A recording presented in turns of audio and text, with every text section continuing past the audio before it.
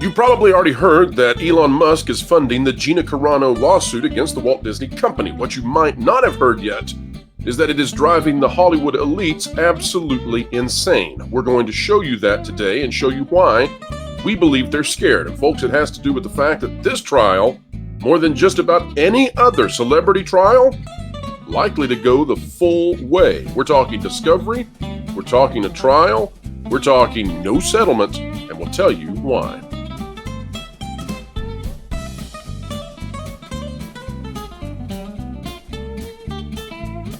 Hello, ladies and gentlemen. Welcome back. Happy Saturday out there to each and every one of you. We hope it is beautiful wherever you are, in spite of the weather. Don't let the sunshine or the clouds determine how you feel. Get out there and make a difference. Someone who makes a difference here on the great, big, beautiful web is Culture Casino. And, sir, it's an honor to have you back on the channel. Well, it's great to be here, as always, Pro, and this one is wild. Now, Culture, before we get into the Hollywood elites absolutely losing their minds, and we're going to show that to all of you, could you explain to the audience out there why this trial, why this lawsuit from Gina Carano, funded by Elon Musk, which has left Bob Iger speechless, can you explain why it is more likely to not be settled versus usual trials that we see such as this? Yeah, well, in roughly parroting some of what I've heard from our lawfare folks, our lawyers in the group. Don't you go consulting the experts now, Culture. Don't you do that. Yeah, no, it's just we're in a position where we know that the elements that have been presented as the points of the argument, those three things that were presented, the primary complaints, they might be able to knock one of those down, and perhaps two, but probably not. At least two of these things are going to survive scrutiny, which means that this will move on past the summary motion to dismiss for summary judgment. So a motion to dismiss. I think what'll occur is this will get to the most dreaded part of the conversation, which is discovery. And that's the whole point. This lawsuit isn't about money at all. It's about the process. And right now we're in a point in time where we've witnessed this in the political realm for the last few years. They're going after somebody not because they necessarily are going to win on the merits of their argument, but because of the process. They're making everything in that person's life and everything that they want to pursue 1,000 times more difficult. But in this case, you're looking at a situation where the process is the punishment for Disney, is to have them go through this, to have them exposed. So when we do get to discovery, well, that's the punishment. It's not the money. It's what they're going to have to go through and all the embarrassment that they'll be subjected to. Exactly. And the other thing too, I would say, to add on to that, is that when you are being funded by the world's richest man, money is no longer an issue. Yeah. And so with money off the table, how can they settle? Disney's not going to offer her more than what Elon Musk could have just said, here, you've been done wrong. I'll give you some cash and, you go live your life and have a wonderful one. That's not what has happened. This is a principled fight. And so that's why this is more dangerous for Disney. I also want to say, folks, as we get into this article that I think is just pure nut jobbery, add that to the dictionary, please. But, Disney is doing everything in their power to try to stabilize and pixie dust the stock. So we found out yesterday, Culture, that they're paying something like $75 million for the Taylor Swift Eras thing on Disney Plus. And you start looking at all of the expenditures that they're making to grab these things. You count it up. You say, well, for the amount they bought the Taylor Swift thing, how many subscribers do they have to add to justify it? And what you start realizing is, with so many of these things, is that they're not really interested, it seems to me, in the ROI of it, the return on investment, rather than the short-term marketing blitz that this is. And the marketing blitz is aimed at Wall Street. So Disney is hemorrhaging money purposefully, it seems to me, to get past April. And that's when Nelson Peltz, Ike Perlmutter, and Jay Rasulo, they're pushing that effort for the proxy war. The interesting thing, I guess, is that we here on this channel, number one, we predicted that the stock would rise after this past earnings call because we figured they would razzle-dazzle the investors and put lipstick on a rabid pig. But then we also said that we don't think Nelson Peltz is going to get the board seats this April. And you know what?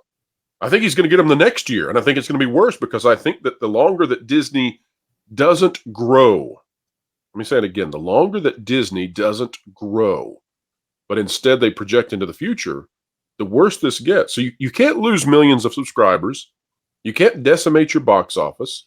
You can't have your parks barely making a profit, and razzle-dazzle the investors forever. And so the problem there is that eventually this gets so big and so problematic that it's really going to damage the company way more than it would if they just did a course correction now. But all of that said about the Disney bubble, let me show you how much they're freaking out. We promised this. We'll show it to you, folks. This is from a website that gets into legalities of things called Above the Law.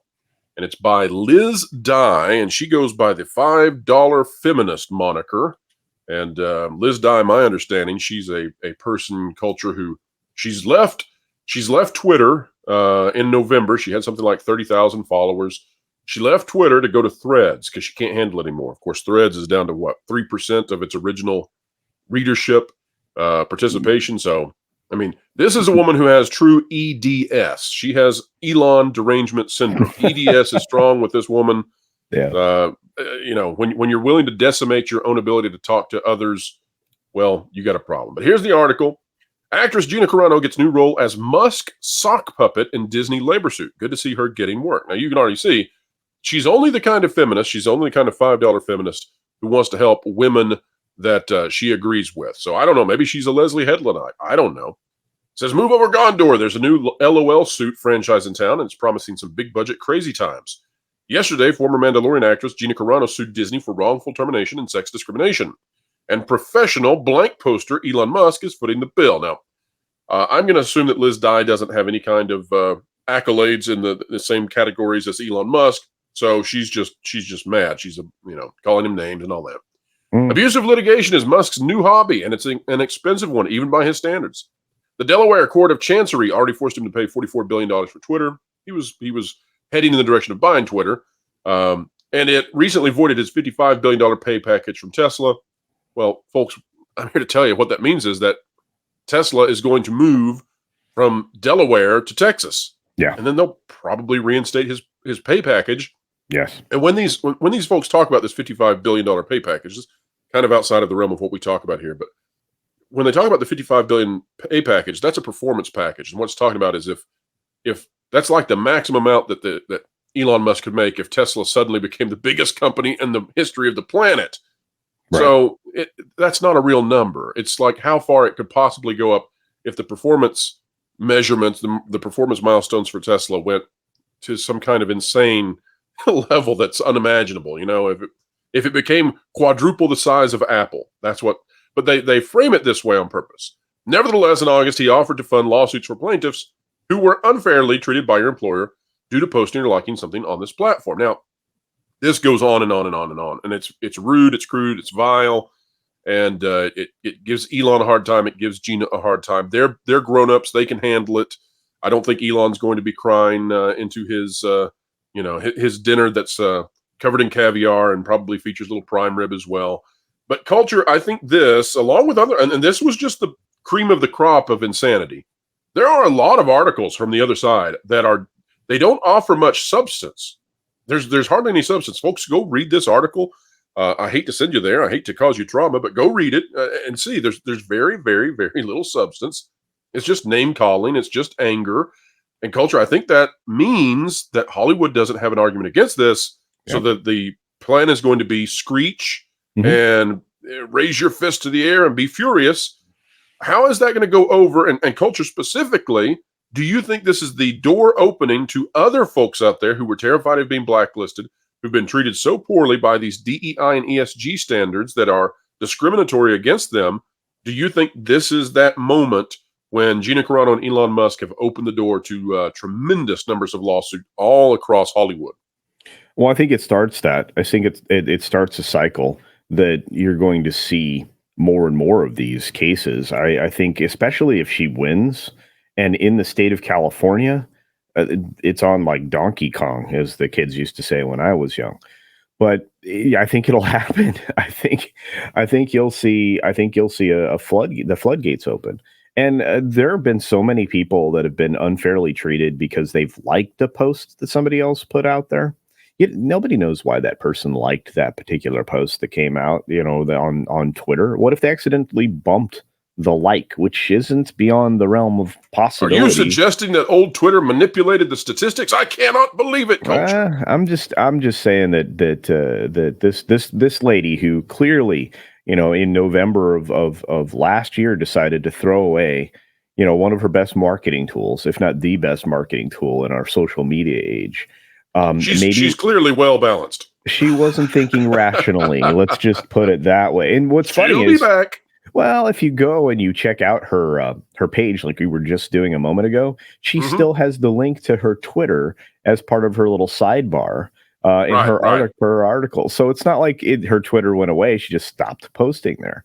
And You know what she's mad about, Culture? She's mad that Elon Musk came into Twitter and disturbed her space, put free discourse back in it. I know there's some out there who say it's not, but I think it's better than it was by far. Yeah, and by it's far. provided a counterbalance to the other social medias and kept the other social media platforms in check. Well, she's mad about that, and so Gina Carano is going to be the victim of her ire. She's going to slam Gina Carano because Gina Carano had the audacity to defend herself as a woman with a sexual discrimination lawsuit, but she's going to slam her as a $5 feminist because Elon Musk is funding it. Isn't that funny how this works? No, but it is how this works, and again, it's largely, as you pointed out, because it doesn't align with her worldview, and this is the thing that you're going to get. You were saying, are we going to see this screeching and things like something like this for a long while? And the answer to that is yes. Every time they are about to take a loss, it's always somebody else's fault. This is an argument that is, it's not my fault, taken to a whole other level, just somewhere else. It's everywhere in society now, and this is a person who they can't accept the responsibility that maybe. Or here's the other problem: they can't accept anybody else's worldview. They can't even listen to it rationally. So you're right. I mean, this lady has taken on the appearance of suffering a temper tantrum and decimating her audience. I think it's more than that if you're on something like Threads, which is now down to about 3% of its previous usership. And I'm sure she's going to limp on over to Blue Sky, which is also going to be the same thing, just like Mastodon and all these others that are just a waste of everybody's time because there are a lot of bots and So let me see if I can explain this, Culture. Let me give people an idea of what we're talking about when we're discussing her decimating her own audience. So just so people understand, when we're reading these articles from folks up there, part of the they like to be part of the club, but here's what they do to themselves when they have EDS, Elon derangement syndrome. Mm-hmm. Twitter, as of the last report out of 2023, was up to 421 million monthly active users. Threads, we believe, based on it being down to 3% and extrapolating the total numbers when it launched at its 100% mark, we believe Threads has about 6 million active users. Let me say it again. 421 million users. That's where she left. She can't do it anymore. Elon's too bad. That's her biggest market. That's where she has all of her followers. And she's gone to a place that has 6 million. So, she's thinking clearly. And that's how you get articles such as this but she's not at all emotionally invested in this. Culture, I think what I'd like to wrap up the conversation with, though, is a major point, and I want to see what you do with this. So you tell me what you think. Hollywood wants to project in the post-Me Too era, they want to project that they are on the side of women, that they love women, that women need to be lifted up, minorities as well. But women are definitely part of that, and women are always part of the DEI ESG calculations. However, in this case, in which male co-stars were demonstrably treated differently, Gina Carano needs to be destroyed, devastated, pushed to the curb, canceled, and never let back into town. Meanwhile, Leslie Headland, who was the personal assistant to the guy who started the Me Too movement, she's going to get in a Star Wars show. Culture, how in the world are they going to manage that story that they have to fix, this situation they have to fix? How are they going to make it make sense to the average folks out there when media such as ours is growing and growing, and we're not going to shut up about this. We're going to tell you every single day when it comes to Star Wars, because this is egregious. How are they going to make it make sense to the average person who knows? I don't know that they can. I think as people gain an understanding of just what Leslie Headland was and for who and for how long, I anticipate that they will come to understand that Disney isn't necessarily for women. They're not about strong and powerful women. If they were, Gina Carano was the best example they'd ever had of a strong and powerful woman in a live action show, because she was believable in the role that she was playing.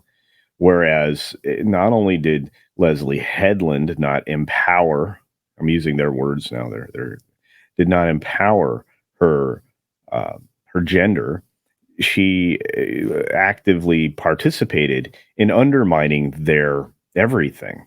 I really don't know how explicitly you want me to go into this, but working for the fella that got Me Too'd out of existence in Hollywood. We all know who he is. We all know the guy. Don't worry about it. We know him. Okay, well, Miramax man. She was there during a period of time where hotel room suites and things like that were being booked for him, and not for, actual, meetings of substance. Right. And we're not saying that Leslie Headland knew. We're just saying she was the personal assistant at the same time that now the documents have come out and shown that this man, Mr. Miramax, was palling around with a certain island real estate owner involved in the most scurrilous activities across the planet. We're not saying that she knew whatsoever. We don't know that. We're just saying she was the personal assistant during that time, and that the documents connected those dates now for us that came out earlier this year. We're just saying.